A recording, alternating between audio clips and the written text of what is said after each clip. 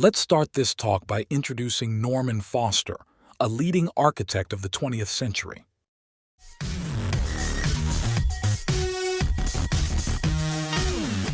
Norman Foster. I want you to keep this image in your mind until the end of our conversation. Picture Norman Foster drawing, surrounded by pencils, open boxes of pencils, because it's through the pencil that this boy, born in a poor neighborhood of Manchester, a city in decline, became arguably the most powerful architect in the world. Through the pencil and his left hand, this brilliant left-handed artist we'll be talking about today. And we'll also talk about his beginnings, starting in a Manchester that's well represented by this painting by L.S. Lowry, the city's painter. A painting created just 5 years before Foster was born, titled Coming Out of the Factory, which vividly conveys the depressed condition of that British industrial city. And that's where young Norman was born, an only child to modest parents. Though you might see them here dressed in their Sunday best, his mother was a homemaker, and his father worked at a pawn shop. They could give him love, but they couldn't provide intellectual, artistic, or even financial support for him to attend university. What would give him all of that was drawing. Norman was born in a neighborhood where no one had ever gone to university. When he turned 16 and finished school, something many didn't even complete, most looked for a job, and he did the same. He found work as a janitor at the town hall, where he stayed for 2 years. But deep down, he knew he wanted something more.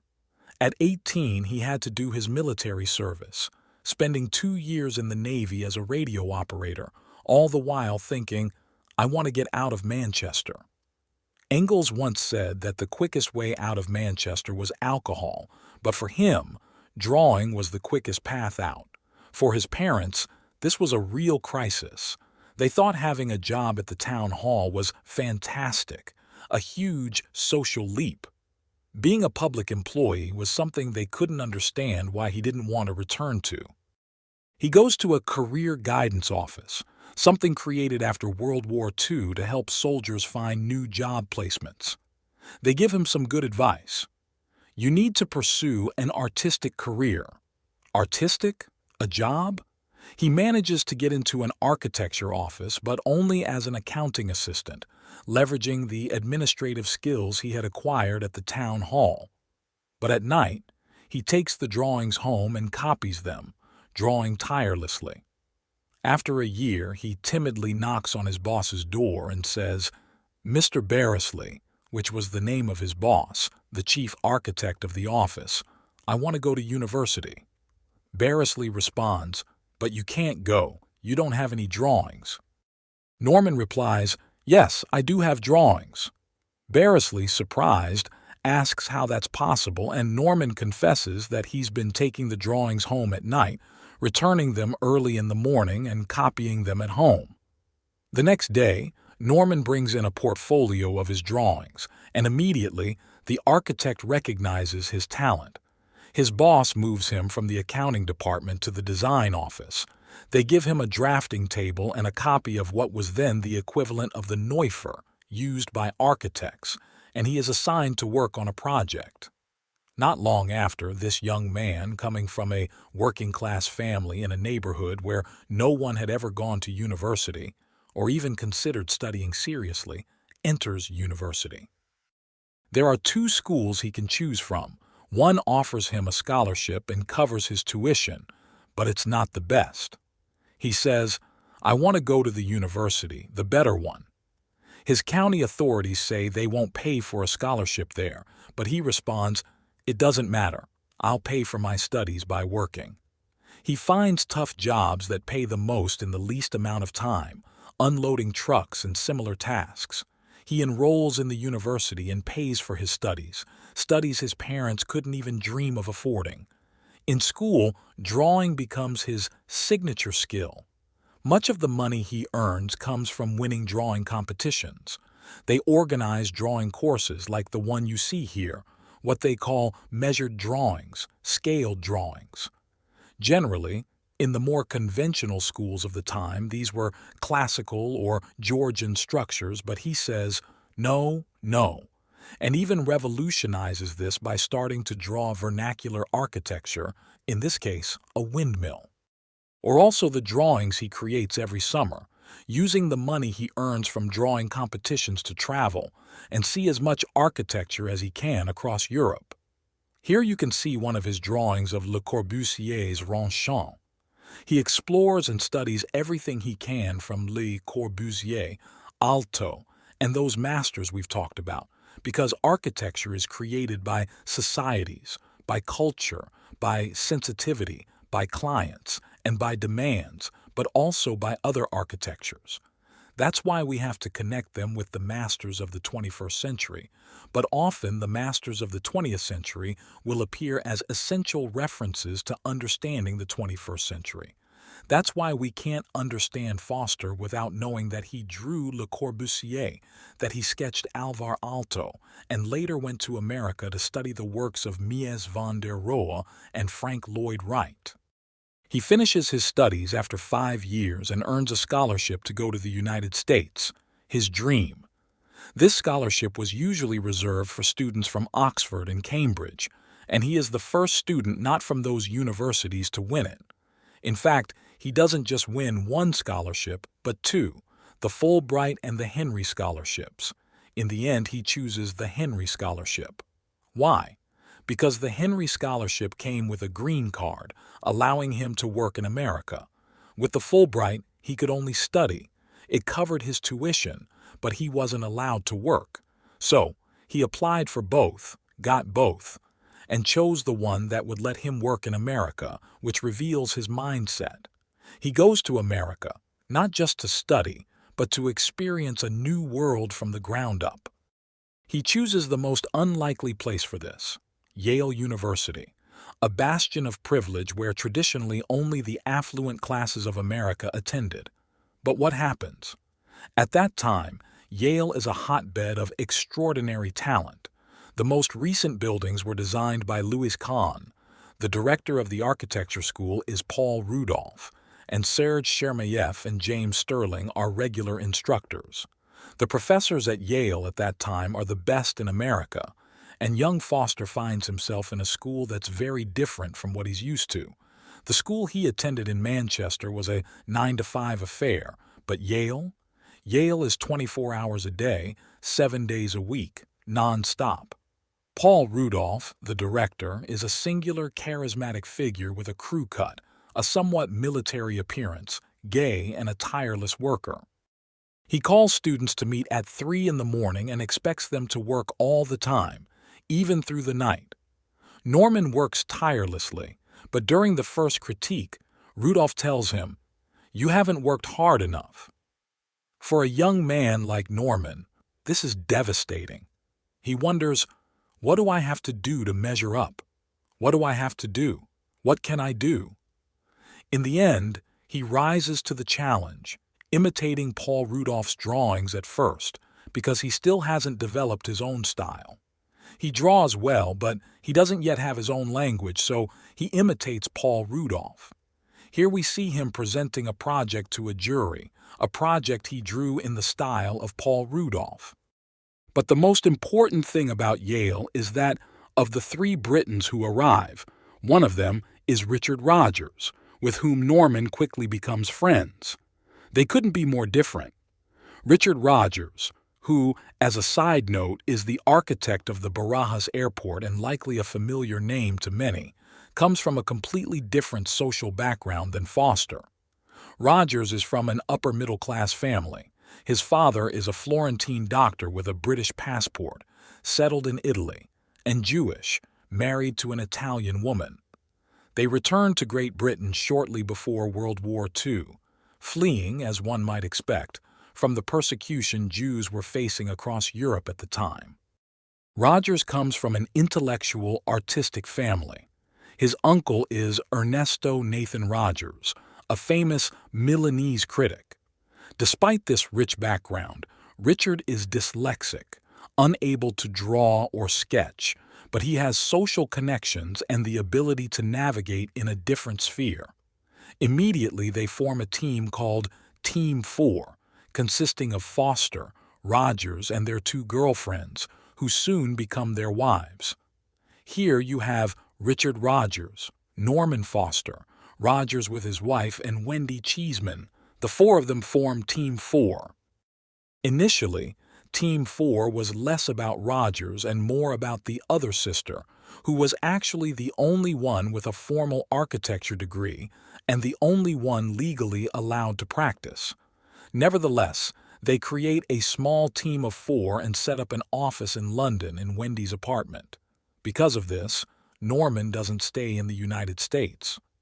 Although he discovered and was fascinated by America, seeing it as the country where he wanted to live, a country far more open to social mobility than the Britain he came from, where social stratification was severe, and the ability to move between classes was extraordinarily limited, he is convinced by Rogers to return. "Let's set up an office," Rogers says, "and see how we do." So they establish Team 4. The first commissions, as is often the case with a young firm, come from relatives. In this case, it's from the parents of Rogers' wife. Rogers' father is an advertising executive and an art collector, a man with money. He owns some land in Cornwall where he enjoys watching sailing races from a pine forest. He commissions a small retreat from which to view the estuary, where the sailing races take place. This becomes Team 4's first project and Norman Foster's first work. It may seem like nothing, a small cabin, almost like an airplane cockpit, but it's like a primitive hut that encapsulates Foster's entire career. Everything that defines Foster's work is already present in this first structure, which appears to be almost nothing, yet is everything. It's both highly technological, made entirely of concrete and glass, and deeply organic, like a glass seed buried in the underbrush, or a boat nestled in this milky forest.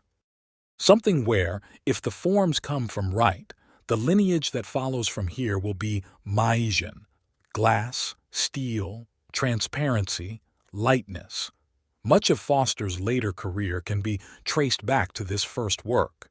It's all here, in this initial project. Immediately after, they are commissioned to build a vacation home for Rogers' parents. Following that, they are asked to design a small residential development which is well represented in this drawing by Foster. However, the project doesn't get approval, and it doesn't move forward. But they do manage to build a few houses, like the Skybreak house, which quickly gets published in magazines. Stanley Kubrick even chooses it as a location to film A Clockwork Orange. They start to gain recognition. People begin to take notice. Team 4, these young guys who have come back from America, are starting to make waves. And then comes the big commission, a large factory for Reliance controls. This is the moment when technological advancement is booming in Britain, and they make the leap from conventional, wet architecture built with mortar and bricks to dry, prefabricated architecture, an industrial architecture that isn't built but manufactured. It's a neutral container, essentially a concrete slab topped with a lightweight metal shell, what they call the umbrella building. This approach is very much in line with what was being done in America at the time, not only by the Eameses and others around the Case Study House program, but also by people like Craig Elwood. It's the Californian approach to architecture transplanted to Britain. The building ultimately embodies an elegance and simplicity, a beauty in its reduction of architecture to almost nothing, that it achieves instant success, garnering many awards and much recognition. However, commissions don't follow. So, 4 years after its founding, Team 4 dissolves, and each member goes their separate way. A few years later, Rogers and his wife will team up with Renzo Piano to win the Pompidou Center competition, but Norman stays with Wendy. He stays with Wendy and starts a firm they somewhat grandly name Foster Associates. It's just the two of them, but Associates gives the impression of a much larger company. For 18 months, they work without a single commission, all while staying true to their design philosophy. They entered competitions like the one in Newport and made proposals of all kinds. Here you see him drawing. Notice what he's drawing. Foster is always drawing, constantly. Even when he's talking to you, he's drawing. He's incapable of conveying something without drawing it, without using the tip of his pencil. He's drawing this. He's sketching the projects they were working on at the time. A factory in Cincinnati, a warehouse for Pirelli. None of them get built, none materialize until suddenly an opportunity arises. What is likely the most decisive moment in his career happens just then. The young couple is on the verge of leaving for America. They've thrown in the towel, thinking there's no work here, and they need to return to America where there were opportunities. But just before leaving, they meet Fred Olsen, a Norwegian shipping magnate with a fleet based at the London docks. He wants to build a center for his employees and asks Norman to design it. Norman takes on the project. Here is one version of the design, and this is what was ultimately realized. In a tough area of the docks, he does something absolutely unheard of at that time, not only in those docks but for a long time in British industrial culture. He mixes the secretaries with the dock workers, what they call the white-collar and blue-collar workers, meaning the office workers and manual laborers. This approach is only possible because there's a Scandinavian behind it with a more egalitarian vision of the world. This vision allows Foster to create a remarkable glass building featuring a single reflective facade, a technical achievement and a minimalist refinement in line with his philosophy of making the structure almost nothing, yet embodying a socially progressive, egalitarian project. Unfortunately, the building doesn't last long. The docks are constantly evolving, and the structure is eventually demolished to make way for other industrial uses. However, from this project emerged the seeds of his great buildings from that era. And all that remains of it is Ben Jonson's painting, capturing the distorted reflections of cranes and ships on the Fred Olsen building. But as I mentioned, this project would lead to others. The next three major clients Foster had all went to see the Fred Olsen building. They were amazed and said, "That's the architect I want." The importance of a single work, sometimes it's because it gets published, but other times it's simply because the client wants to see it in person. They go, see how it works, and then decide, "I want that architect to be mine." At that time, of course, we're in the 1970s, the era of counterculture. The counterculture was expressed in two main ways, pneumatic and geodesic. Foster dabbled in both. The pneumatic came into play when he was asked to create a temporary office space in Gara. By then, he had already become a specialist in workspaces. He was commissioned to design an office building, but he needed to create a temporary space for the employees while the building was being completed, so he housed them in this pneumatic tent. The temporary tent actually ends up being more successful than the office building he constructs afterward, doesn't it? Or the geodesic version, which he creates with the guidance of his mentor at the time, Buckminster Fuller. Together, they design the climatrophis, a large sphere, a vast dome covering what you see here, a series of technical trays. The interior of this space, as you can see, reflects that innovative approach, blending advanced engineering with architectural vision. And he creates it with his admired mentor, Buckminster Fuller. This is Fuller. And here, you see Norman attentively listening to him. Fuller is an incredibly important figure in his life. Among all the Americans he admires, and there are many from Rudolph to the Eameses, Fuller stands out the most. Why? Because Fuller was the most visionary, the one capable of thinking beyond architecture, beyond the traditional boundaries of the profession. And then, one after another, he receives 3 significant commissions from clients who had visited the Olsen building.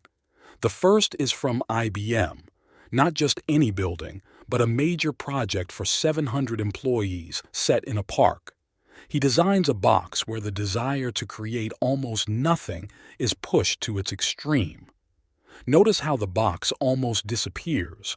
Where does it stop?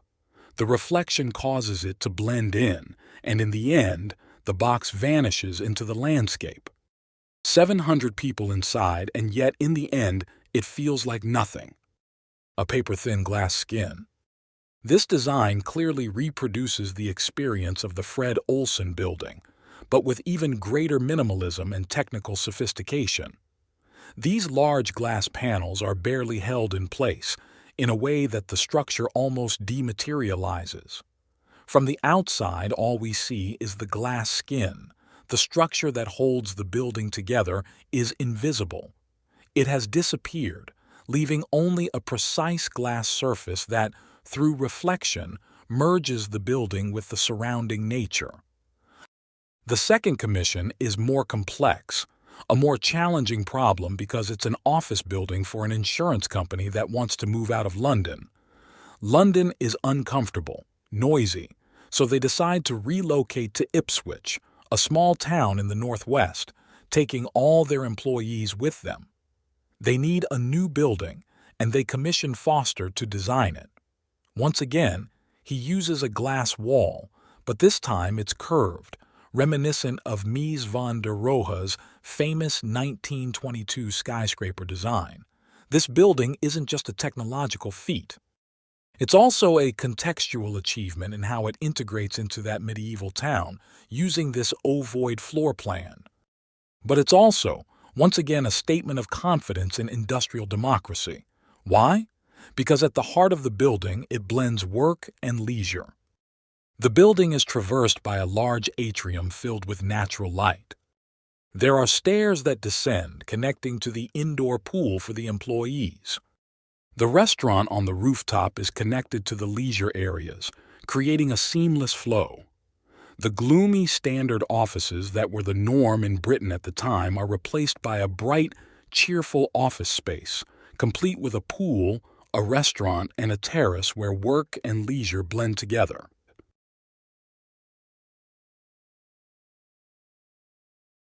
And thirdly, a museum at a new university in East Anglia, designed by Denise Lasden, featuring those distinctive diagonal forms. The patrons of this project, the Sainsbury family, would later become almost like adoptive parents to Foster, filling a role that his own parents couldn't. The Sainsburys commissioned him to design a museum to house their extensive art collection at this new university. Traditionally, up until the 1960s, there were two types of universities in England, Oxford and Cambridge, with their elite status and neo-Gothic or Gothic buildings, and the red brick universities, which were generally seen as lesser institutions. The 1960s saw the creation of new universities, and in this one, surrounded by lawns and set in an environment that speaks of a more orderly world, the Sainsburys wanted to leave their art collection and, at the same time, establish a school of art. Instead of separating the school and the museum, Foster proposed to place everything under one roof, all under one roof. At Olsen, he brought manual workers and office staff under one roof. At IBM, people and machines. In the Willis Faber building, work and leisure were combined. Here, what he brings together is education and art objects, aiming to remove the sacred aura from the art objects. And so, as you can see, it's simply a large box with facilities integrated into that kind of double skin. But inside, everything blends together. It's an effort to reinterpret the concept of a museum, completed around the same time as the Pompidou Center. While the Pompidou, being in Paris, received more attention and ultimately became the more widely known model, both projects share the same goal, desacralizing art. The Pompidou does this by placing artworks inside what looks like a giant refinery, while in Foster's case, the art is housed alongside the people who work there, next to classrooms, within a small labyrinth, all enclosed within a large box. As with all of Norman's projects when he approaches them, he reconsiders the very essence of the building type. If he's designing a museum, he thinks about museums as if they've never existed before. If he's designing a skyscraper, he imagines it as if skyscrapers had never been built before. If he's creating an airport, it's as if airports were a completely new concept. In the end, it's true. On one hand, it desacralizes art, but on the other, it creates a temple for the technological age, with the same gravity and presence as the Parthenon atop the Acropolis. So, while it desacralizes art, it simultaneously remonumentalizes it through the monumentalization of technology. But of course, it was completed at the same time as the Pompidou Center, which became a universal success.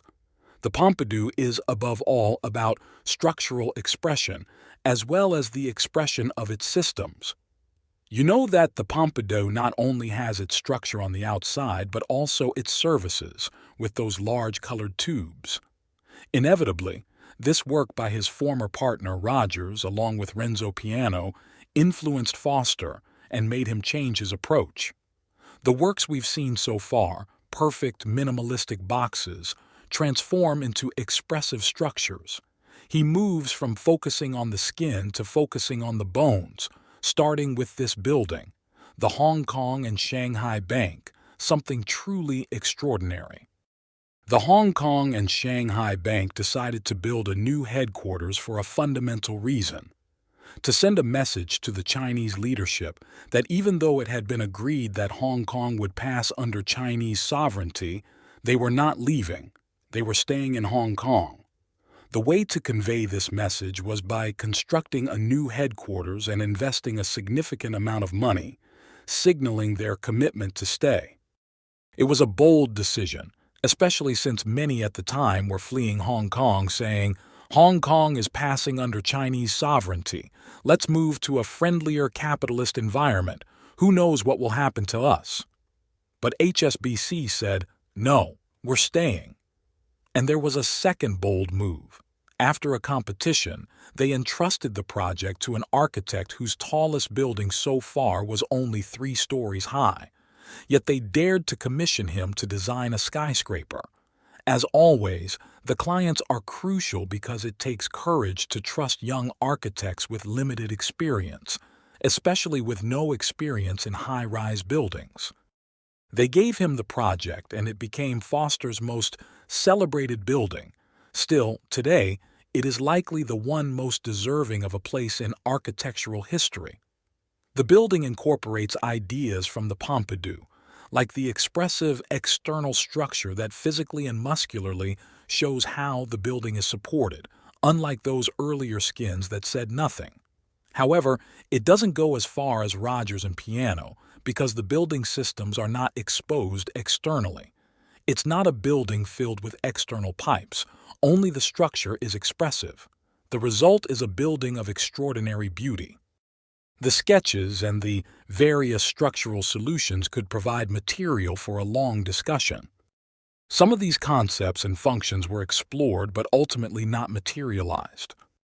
What does materialize is an idea Foster would later use in projects like the Reichstag and elsewhere. The concept of capturing natural light through mirrors and bringing it into the building. The mirror becomes a tool for illumination and ultimately for infusing the space with vibrancy and life. Natural sunlight, constantly changing with the clouds, is very different from the uniformity of artificial light. And the floor plan, especially the floor plan, was revolutionary. In most skyscrapers, it was clear that the layout was like a tree, a central core with a ring of usable spaces around it, and the facade, usually load-bearing. But here, that's not the case. The load-bearing elements, along with all the circulation, services, and communication elements, are moved to the perimeter, leaving a vast open office space in the center that can be arranged at will. This approach, compared to the traditional office layout with a central core and ring of offices, introduces the concept of the open-plan office, or planta libre, also known as the landscape office. It's a more egalitarian office layout where everyone has access to natural light.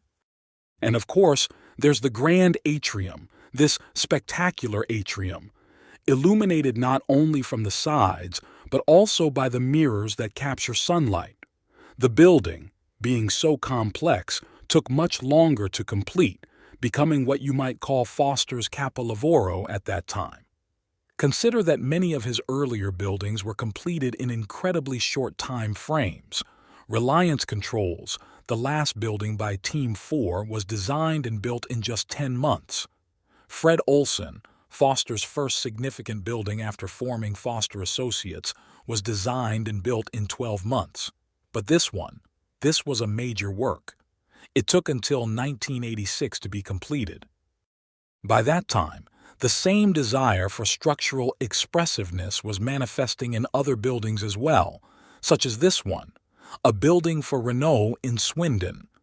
Interestingly, it's the same location where Reliance Controls was built, which you may recall was a simple box with those minimal tie rods.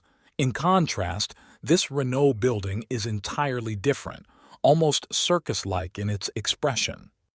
It showcases the ability to express the structure through large masts, making the building's support system a prominent and dynamic feature. Everything hangs from these masts, and the building is brought to life with vibrant colors, further enhancing the sense of dynamism and energy in the design. 15 years later, he returned to the same industrial park, and it's as if he's made the transition from Brunelleschi to Bernini, from the early Renaissance to the Baroque. He's moved from his first work, which was pure, restrained technology that we could call classical, to a more exuberant, Baroque-like technology, as we see here. This marks a more Baroque phase in his work, and from this point onward, everything will either decline or ascend, but certainly in a different direction. By then, of course, his firm had become a powerful entity with significant commissions. The office had grown considerably, prompting a move to a new headquarters. And they designed the furniture for the new headquarters with the same mindset they applied to Renault. These pieces of furniture, created in 1981 for the new office, reflect that same innovative approach. They are designed with the same attention to detail, structural expressiveness, and a blend of functionality and aesthetics that had characterized their architectural projects. 5 years later, this design approach would lead to the development of the Nomos system for techno, which became commercially available. Many of you may have seen it in various offices, as it's still in production today. The Nomos system, with its distinctive blend of functionality and sleek design, is a direct evolution of the concepts Foster and his team developed for their headquarters. But that expressionist intent begins to soften, becoming more refined and subtle over time. When he is commissioned to design an airport, a dream project for someone who loves airplanes so much, his expressiveness is reduced to the bare minimum, if you'll excuse the redundancy. Foster has a deep passion for aircraft.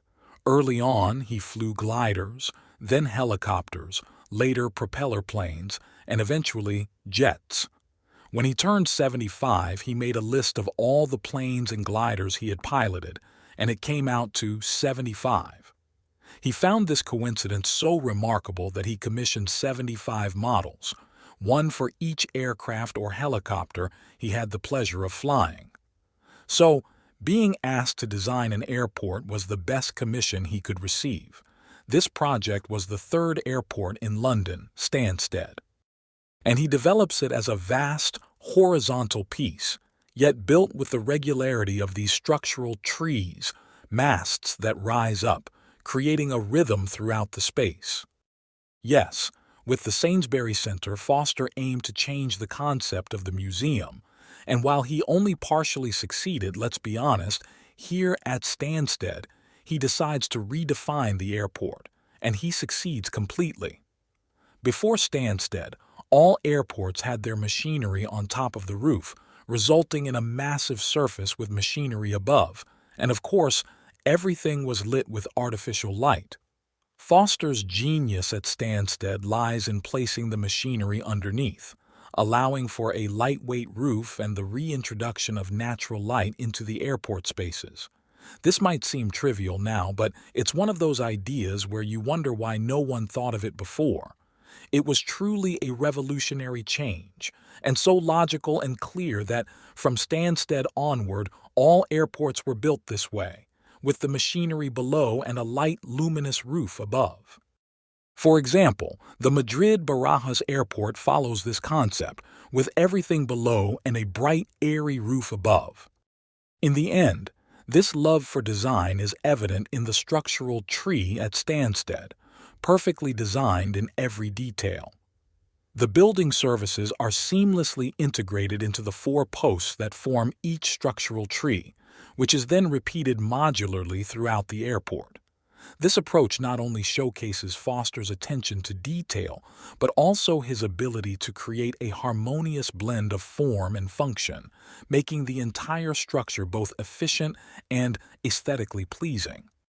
These spaces feel incredibly light and airy, where there is still a hint of that structural expressiveness in the trees, but it's much more subdued, much more refined. This tempering is further emphasized by the choice of colors. Everything is white, silver gray, with nothing else to distract. This restrained palette contributes to the overall sense of calm and sophistication in the space, allowing the structure to speak for itself without overwhelming the senses. And when you see these exterior porticos, where the structure is expressed so clearly and pedagogically, it's easy to understand why it was so successful. The way the structure is laid bare, yet elegantly designed, not only serves a functional purpose, but also communicates a sense of order and clarity that resonates with both professionals and the public. This transparency in design, both literal and figurative, is what made Stansted Airport such a landmark achievement. Looking up, this is the airport, a diffuse clarity that almost makes it disappear, blending seamlessly with the sky. The light filters in so gently that the structure feels weightless, as if the entire building could simply dissolve into the air. This ethereal quality is what gives Stansted its unique character, creating a space that is both monumental and almost imperceptible at the same time. It's an important moment in Foster's life. We're in the year 1982, and he decides to give himself and his mentor, Buckminster Fuller, a gift. He designs two houses for both of their families, one in Great Britain and one in California, two geodesic homes. Here they are, alongside the model. That same year, Foster receives the Reba Gold Medal, and Fuller comes to London to deliver the tribute to Foster. However, Fuller passes away 10 days later in California, just days after praising Foster in London. The houses were never built, a premonition of the difficult times ahead. Foster tries to fill the void left by Fuller with Odi Lher, the great German graphic designer who created the Rotus typeface, and whose work became the foundation for Foster's entire graphic identity. In the following years, until Lher's death 10 years later, he becomes Foster's second figure of reference. But Foster has always needed these figures of veneration, and they all share a common trait: radicality, a determination to push things to the extreme. First Fuller, then Lher. And around that time, after the trilogy of the buildings we've seen, those with skin, and the trilogy we've just seen, those with bones, comes another trilogy, the trilogy of heritage buildings. Until then, Foster was seen primarily as a technological architect. In fact, the Hong Kong and Shanghai Bank gave rise to a new label, high-tech. These architects were seen as high-tech, seemingly making the monumentalization of technology their sole purpose. They weren't thought of as architects with a sense of the city, a sense of what exists, or a sense of heritage. However, with the competition for the BBC, all that changes. He dedicates 3 years to it.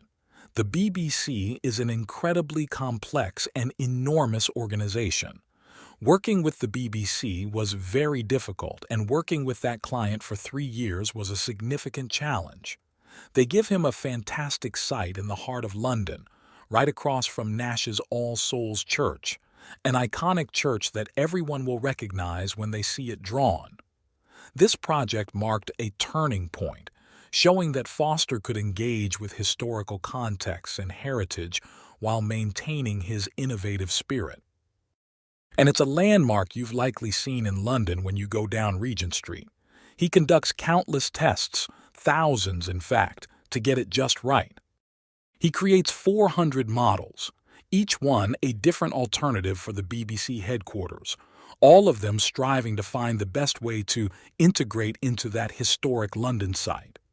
In the end, the project isn't realized, but that doesn't matter because the experience and knowledge the firm gained in working within a city and engaging with historical context were invaluable. Until then, most of their work had been in industrial parks, creating standalone buildings without references or history surrounding them. Now, they were ready to start working with history. Subsequently, they completed 2 buildings that, in my opinion, opened the door to a new chapter in Foster's career. On one hand, there's the Maison Carrée in Nîmes, as you know, a Roman temple. Foster is commissioned to design a kind of media library called the Carré d'Art, on a site where a neoclassical theater had once stood before it was destroyed by fire. He has to work within the same volume, so the challenge is, how do you dialogue with something like this? Foster, who had been up to that point, as I mentioned, primarily a technological architect, suddenly transforms into an urban architect.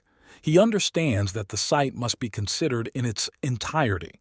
He redesigns the entire square, the access points, and the surrounding streets, integrating his work seamlessly into the fabric of the city. In the end, he constructs a building that isn't just a direct translation of the hexastyle temple with its Corinthian order into modernity, but one that is full of subtle references. Instead of 6 columns, there are 5. The entrance is on the side, reflecting how it integrates with the city. It's modern, but in a quiet, understated way, almost without declaring itself as such. And of course, there's the significant reinterpretation of the classical temple with Foster's increasingly refined and minimalist language. The building reflects his ability to distill classical references into a modern context, using clean lines and simplicity to create a dialogue between the ancient and the contemporary. And the building is conceived like an iceberg, with only a portion visible above ground, the only part that could occupy the space, while the majority of the program is situated underground. However, it's still filled with light, thanks to a sequence of skylights, similar to what Foster had done in Willis Faber or in the atrium of the Hong Kong and Shanghai Bank. This clever use of light transforms the subterranean spaces, making them feel open and connected to the surface. This design allows light to reach down to the lower levels, -1, -2, -3, ensuring that even the deepest parts of the building are bathed in natural light. This thoughtful approach not only enhances the user experience, but also maintains a connection to the outside world, even underground. The building certainly garnered significant visibility for many reasons. The mayor of Nîmes was the owner of Cacharel, a man skilled in publicity strategies. Just as Cacharel democratized high fashion, this project democratized culture, making it more accessible. It was an extraordinary moment. Shortly after, Foster undertakes a much smaller but highly significant project in London, the Royal Academy. He had been elected an academician 2 years earlier, and in 1984, he was asked to remodel the Royal Academy to accommodate new exhibition galleries. He approached this task with such sensitivity that his usual architectural language almost fades into the background. As you can see, the new galleries are almost anonymous, blending seamlessly into the existing structure without drawing attention to themselves. The only significant intervention he makes is a sort of cut or passage between two existing buildings, creating a subtle yet impactful connection that integrates the new spaces with the old. By creating this cut, he enhances the value of the existing facades, adding a glass elevator and a staircase, doing almost nothing. Yet this surgical, minimalist intervention at the Academy is seen by everyone because it's in London, because it's the Royal Academy, and because everyone goes there for exhibitions and events. It becomes his calling card. From that moment on, Foster is recognized as an architect with the legitimacy to intervene in historic environments. In 1986, the Hong Kong project is completed, and the entire team returns to the office. They had a huge team in Hong Kong, with all of Foster's key partners, including David Nelson and other important associates, involved in the Hong Kong adventure. When they return in 1986, it's clear that a larger office is needed. They design and build it themselves, right on the Thames. Here you can see it. The top floor is Norman Foster's residence, the penthouse. There are a few floors for rental, and the lower levels house the entire office. The office was conceived as a large open space, reflecting Foster's vision of industrial democracy and communal workspaces. This period marked significant achievements, but it was also a time of great tragedy. Shortly after selecting the site by the Thames for the new office, Wendy, his wife, was diagnosed with cancer. She passed away 3 years later in 1989. Wendy wasn't just Foster's wife. She was also a partner and played a crucial role in the office. Her loss profoundly affected Foster, both emotionally and professionally. It was a devastating blow that impacted his life on many levels. The office was now capable of tackling large-scale projects, such as those at King's Cross in London and La Sagrera in Barcelona. They were now engaged in major urban planning initiatives, marking a shift from individual buildings to the broader scale of urbanism. This expansion into large-scale urban projects demonstrated the office's growing expertise and influence in shaping entire cityscapes. And yet, they also find themselves involved in smaller, more intimate projects, like the American Air Museum. This museum, near Cambridge, houses American aircraft from World War II. It's a beautifully designed building that thoughtfully accommodates these historic planes, blending Foster's architectural vision with a deep respect for the aviation heritage it showcases. Here is the floor plan of the museum, and you can see how the aircraft are arranged within the space. The layout is carefully designed to display the planes in a way that highlights their significance while maintaining the building's aesthetic integrity. Here, you can see how the aircraft are housed within the museum. The design carefully considers their placement, ensuring that each plane is showcased prominently while maintaining a harmonious flow within the space. The arrangement allows visitors to appreciate both the engineering of the aircraft and the architectural beauty of the museum itself. And this is the exterior expression of the building. The design seamlessly integrates the museum into its surroundings, with a structure that is both bold and elegant, reflecting the significance of the aircraft it houses. The exterior complements the interior, creating a cohesive experience that honors both the history of aviation and the architectural vision. Or the addition he makes for his friend, Lord Sainsbury, to the Sainsbury Centre, when Lord Sainsbury tells him that the centre has become too small and needs something added. So, Foster adds what he calls the crescent wing, the wing in the shape of a crescent which, as you can see, looks very similar to the American Air Museum. It's simply a small podium that now supports the temple-like structure we saw 10 years earlier. The major projects of this period aren't all successful, but the smaller projects, or those that are almost infrastructural, are where Foster really shines during this time. In Spain, he undertakes two projects. On one hand, There's the Bilbao Metro with the famous Fosteritos, those distinctive glass canopies that have become iconic features of the city. The exterior expression of the metro stations, with their rounded galleries or even the grand section of the largest station, showcases Foster's signature style. These elements, particularly in the larger stations, highlight his ability to combine functionality with striking design, making the infrastructure both practical and visually impactful. You probably remember how the exits are situated above the platforms, within the cavernous yet technologically advanced vault of the building. This design creates a dramatic, almost futuristic atmosphere while maintaining a strong sense of functionality, characteristic of Foster's approach to infrastructure. Or in the large station with its regular cross-section, where the design maintains a consistent and orderly structure throughout.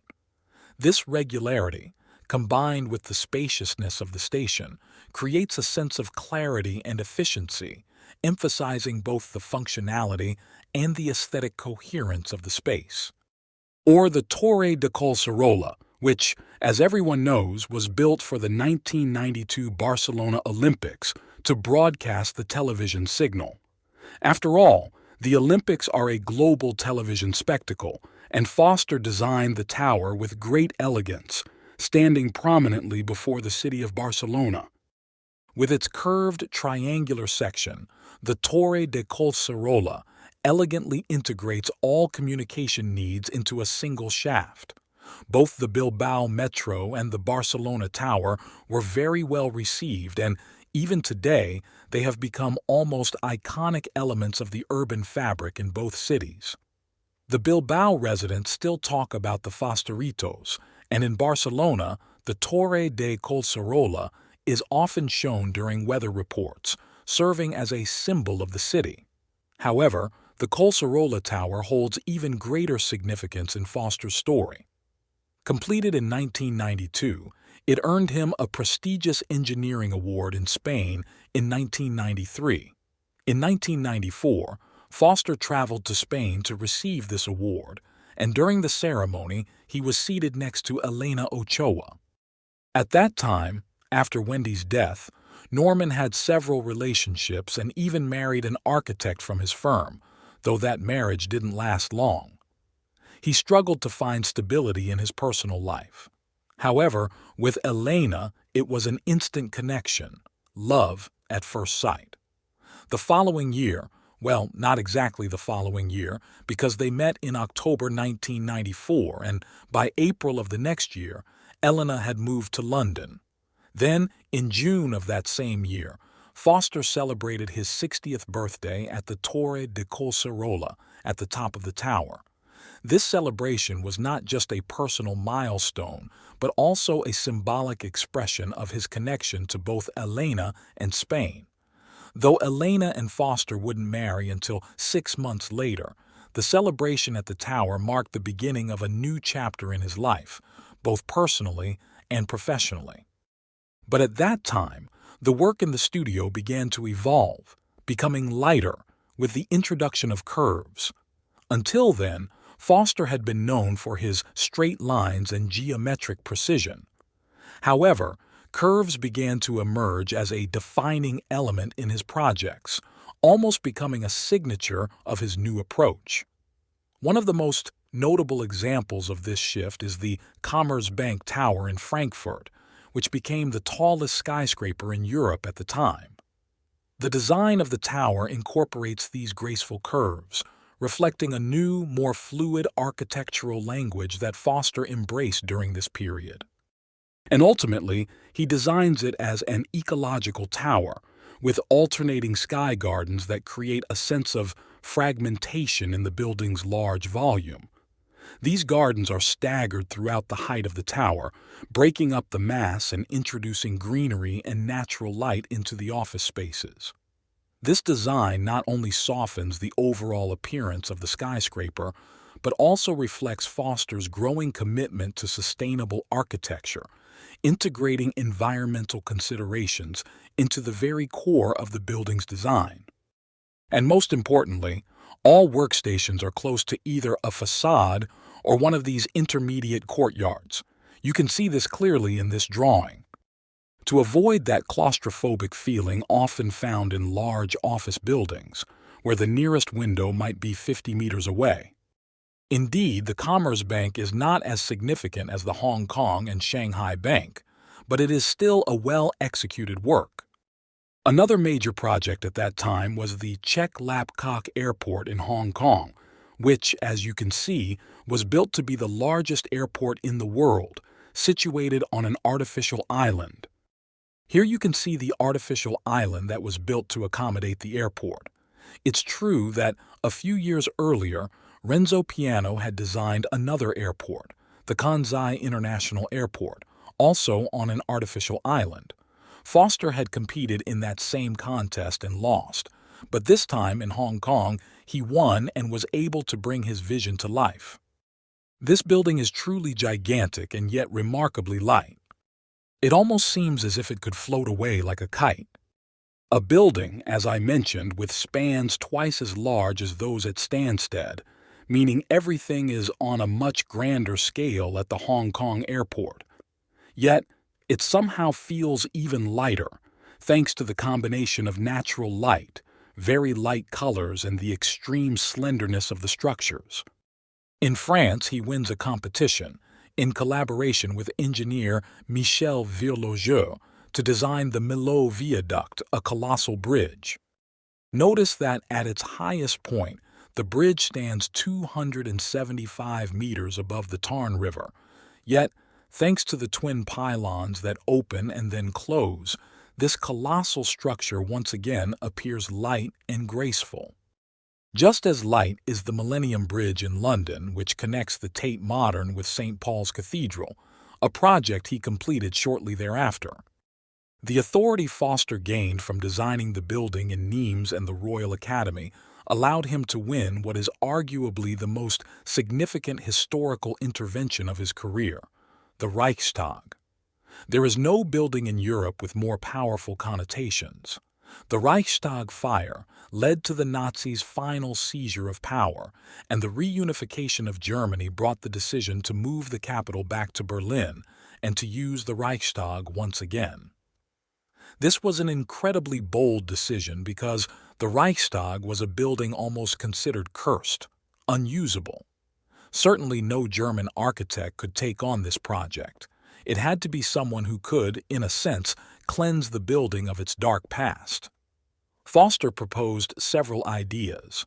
First, to create a large dome that would allow people to ascend and stand above the parliamentarians, making it a place where they could view Berlin but also look down on the lawmakers to ensure they wouldn't go astray again, remembering the events of the 1930s. On the other hand, Foster proposed leaving intact the graffiti left by Russian soldiers, which were all obscene and filled with insults directed at the Germans.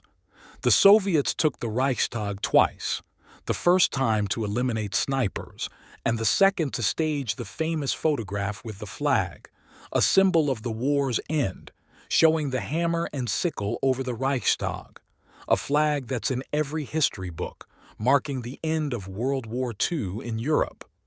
After the photo was taken, the soldiers camped inside the building, covering the walls with graffiti that remains to this day. Foster told Helmut Kohl, the Chancellor of Germany at the time, that the graffiti should be preserved. Kohl agreed, but said it needed to be put to a vote in Parliament. The Parliament agreed, despite many finding the graffiti offensive.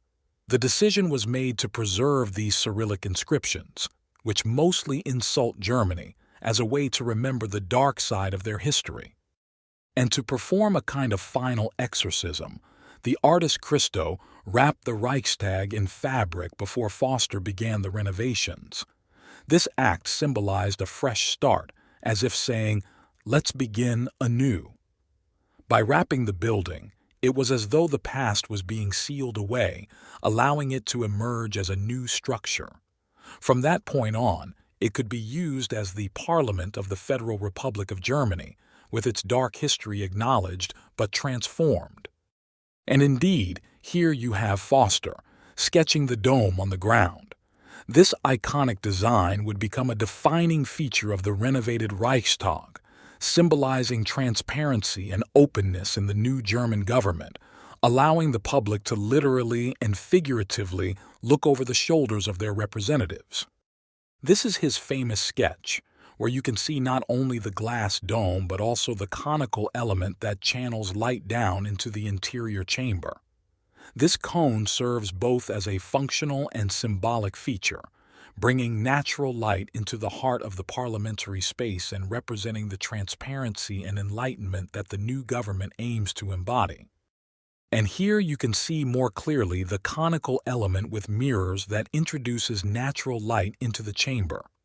The upper part of the dome is reserved for visitors, tourists and citizens alike, who can observe both the city and the parliamentary proceedings below.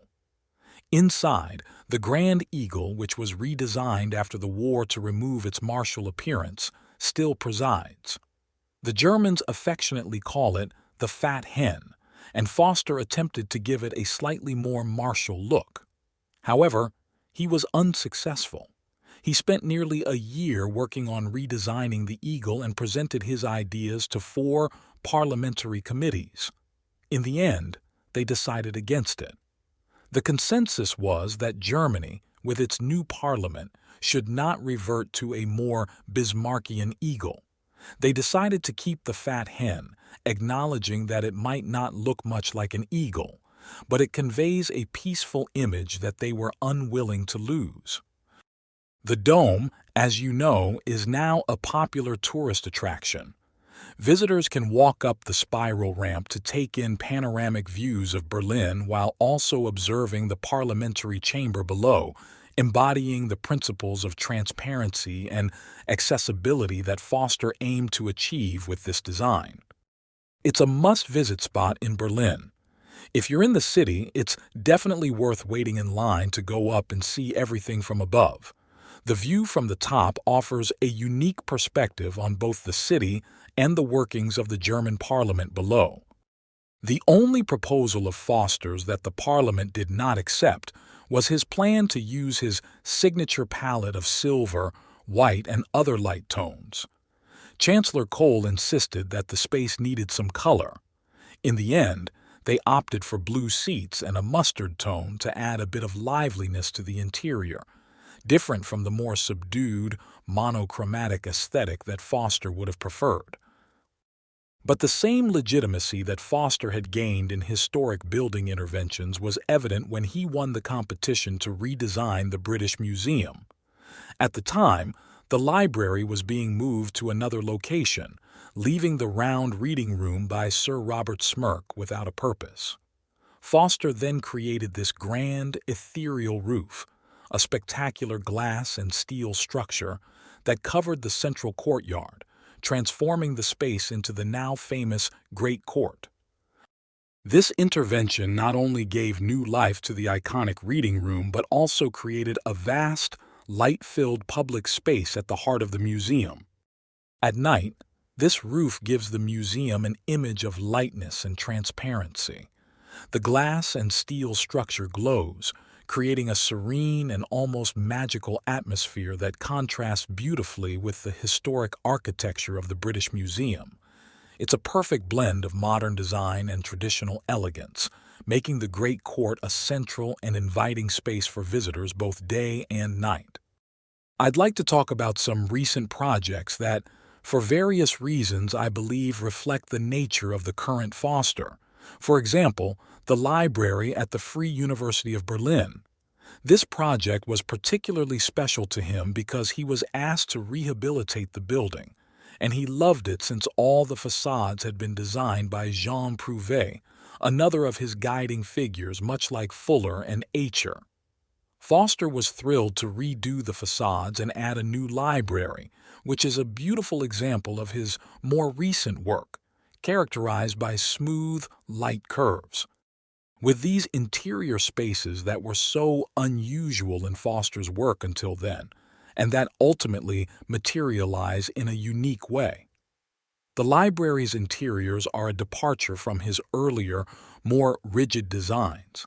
embracing fluid, organic forms that create a sense of openness and tranquility. This project exemplifies how Foster's architectural language has evolved, blending innovation with sensitivity to both the past and the present. And you can see how there's a leap from the drawing to the reality, a transformation that becomes evident when you look at the interior renderings compared to the actual spaces. This leap showcases Foster's ability to translate his visionary sketches into tangible, dynamic environments where the fluidity of the design comes to life, creating spaces that are both functional and inspiring. And finally, we see it materialized in the library. The design seamlessly comes to life, capturing the essence of Foster's vision with its flowing, organic forms and innovative use of space. A very expressionist library, one might even say it has a touch of Mendelssohn, very much from a world far removed from what Foster had typically handled, yet at that moment he makes it his own. Here, with much success, as seen in the Free University of Berlin library, but with less success in the London City Hall. London, as you know, never had a unified city hall, with governance traditionally spread across the various boroughs. The creation of a central city hall was one of Tony Blair's well-known promises. In a meeting held in a cinema, the largest gathering of architects in British history, organized by Richard Rogers, who is more politically active than Foster, though Foster did invite Pasqual Maragall, the mayor of Barcelona, as his special guest, Tony Blair made a promise. He said, "If I make it to 10 Downing Street, London will have a mayor, because it was unacceptable for London not to have a single authority responsible for its regeneration." As a consequence of Tony Blair's rise to Downing Street and the establishment of the mayoralty of London, the creation of the City Hall building followed. This is the building you see here, which also features spiral ramps inside, similar to those in the Reichstag that Foster had just completed. This reflects the same desire to make the building transparent and accessible to the citizens. The design aims to embody openness, allowing the public to engage with the governmental processes within, much like the Reichstag dome allows for in Berlin. This building, along with the Swiss Re-Tower, familiarly nicknamed the Gherkin by Londoners, marked Foster's reconciliation with his city. He had been building all over the world but had done very little in London. However, from this point on, he began constructing numerous projects in London. I've skipped over most of them because otherwise we'd be here until tomorrow, but it can now truly be said that there is a Foster's London that has emerged in the last 10 years. Among these, the most recognizable, beautiful, and successful is undoubtedly the Swiss Re-Tower. It's a skyscraper that feels like an extension of the concepts he explored with Fuller in the Climatrophus, but elongated. Or like those geodesic homes he designed, one for Fuller and one for himself, but stretched to give them this iconic form. And it seamlessly integrates into the London skyline with a completely recognizable profile in the City of London.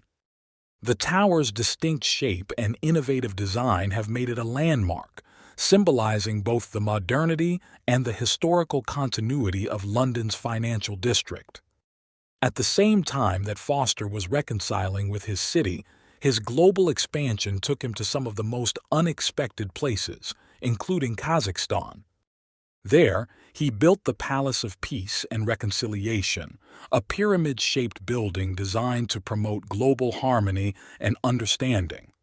This structure, with its striking form and symbolic purpose, stands out as a unique contribution to Kazakhstan's architectural landscape, and where he also constructed a large recreational space under a vast tent-like structure called Khan Shatir. This massive transparent tent houses an array of entertainment, shopping, and leisure facilities, creating a year-round oasis in the harsh climate of Kazakhstan. Projects that have yet to be realized in Moscow, such as this one, another colossal building as you can see, demonstrate Foster's continued ambition and his willingness to take on grand, complex designs in some of the world's most challenging and prestigious locations. Or the Russia Tower, also of tremendous dimensions, he attempts to secure the competition for Ground Zero in New York.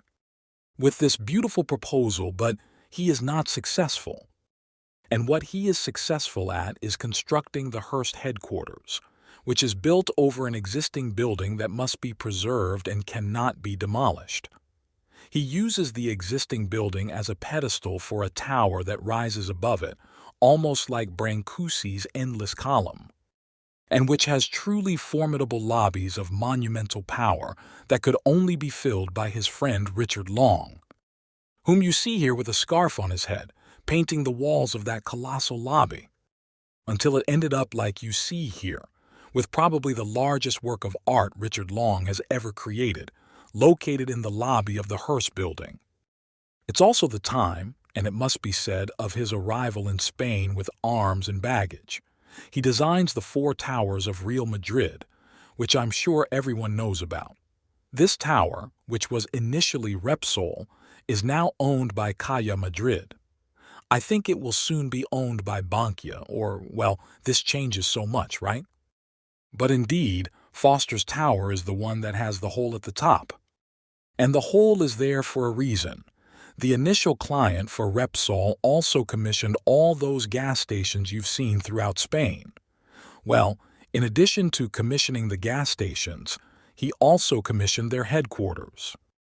And he decided to create this sort of opening at the top to install some wind turbines, which, in the end, was left without turbines because it no longer made sense for an energy company to continue expressing that commitment to the environment through the turbines. Next to those buildings, a bit enormous in other places, but very small here, right? So from that window, perhaps we could see in Valladolid, no. In Valladolid, no. In Burgos, no.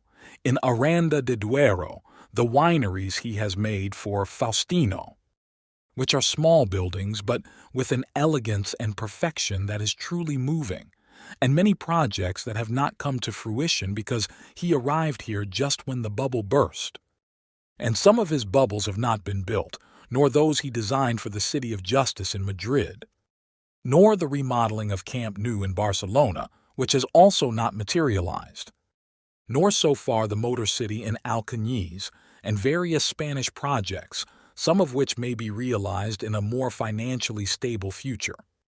He has celebrated in Elena's gallery, honoring his heroes, including Fuller, here shown with a reproduction of the Dymaxion car by the American master. And with Elena herself, he presented in San Sebastian the film she produced about Foster. It has as its title a phrase from Fuller about Foster when he accompanied him to see the St. Fury Center and asked him, "How much does your building weigh?" Mr. Foster, without hesitation, the next day went and did the calculations and sent him a letter stating the weight of each part. He took it very seriously. And indeed, if we were to ask the question now, how much does the building weigh, Mr. Foster? We should say that increasingly, buildings are becoming larger and appear lighter. This is the largest building in the world, the Beijing Airport, completed in a maximum of 3 to 4 years by an army of 50,000 people working in 3 shifts to be ready in time for the Olympic Games. And as you can see here, it looks small. It almost looks like a model. It's hardly anything.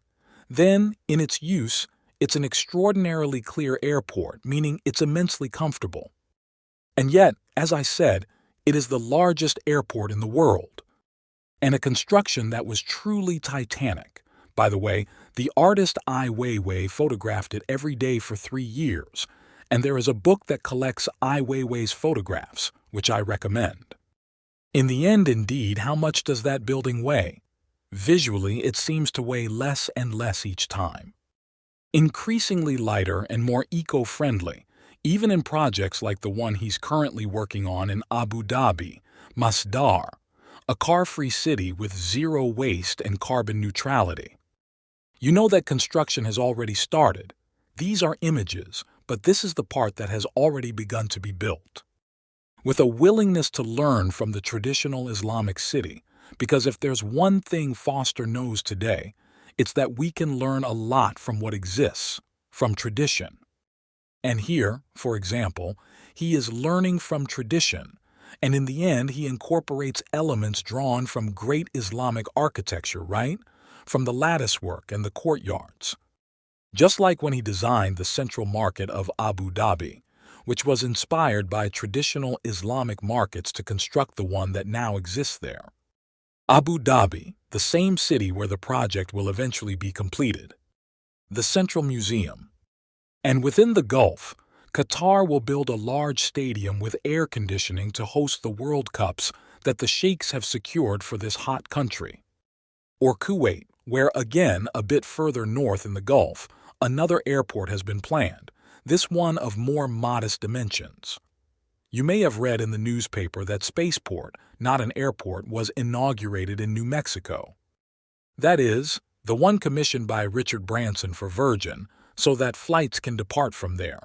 You know that the company has built it in New Mexico. His spaceport, from which manned tourist space flights will now depart, was inaugurated, and also, in a way, Foster is the author of something that aligns well with his futuristic vision and desire to connect with this visionary world of Branson. It's also part of the visionary world of Steve Jobs. On the same day that Branson inaugurated his spaceport in New Mexico, a memorial service was held in San Francisco in honor of Steve Jobs. He stated that his legacy was twofold. On one hand, his company with products that have changed all our lives, Apple, but on the other hand, the headquarters of Apple. Designed by Norman Foster, featuring a kind of large, spaceship-like structure. This building contains an interior courtyard that is much larger than the plaza of St. Peter's Basilica, reflecting the spirit of Jobs. In this design, Foster has accomplished something significant. Because the building was constructed on the former Hewlett-Packard campus that they acquired. This is how it is currently, and this is how it will look with Foster's building, which you can see better in these two images. A campus that was just a series of warehouses with strips of grass transforms into a forest, in the midst of which stands this extraordinary gesture of the headquarters of this visionary company, like its founder. At the same time that he completes this stage of his career with these colossal, titanic works, Foster also undertakes tiny projects. Like this school for children in Sierra Leone, a school that he personally funds. But he designs and details it with the intention of doing more with less, using local technologies and ultimately creating something that can serve the children of this African country, but without landing there like a flying saucer, as he does in San Francisco for Apple. In the end, everything comes down to this left hand and this pencil that can shape the dreams of visionaries like Steve Jobs, but also the dreams of African children in the school. In conclusion, we've explored the remarkable career of Norman Foster, from his iconic architectural masterpieces that have transformed cities to his commitment to sustainability and innovation. Through landmark projects like the Reichstag in Berlin and the Apple headquarters in Cupertino, Foster has shown that architecture is not just about design, but also about social and environmental impact. Moreover, his work in underserved communities, such as the school in Sierra Leone, reminds us that architecture can be a vehicle for positive change in the world. I hope this journey through Foster's work has inspired you to reflect on the role architecture can play in our future. If you enjoyed the video, please give it a thumbs up, subscribe, and turn on notifications for more content about architecture and design. Thank you for joining me today, and until next time.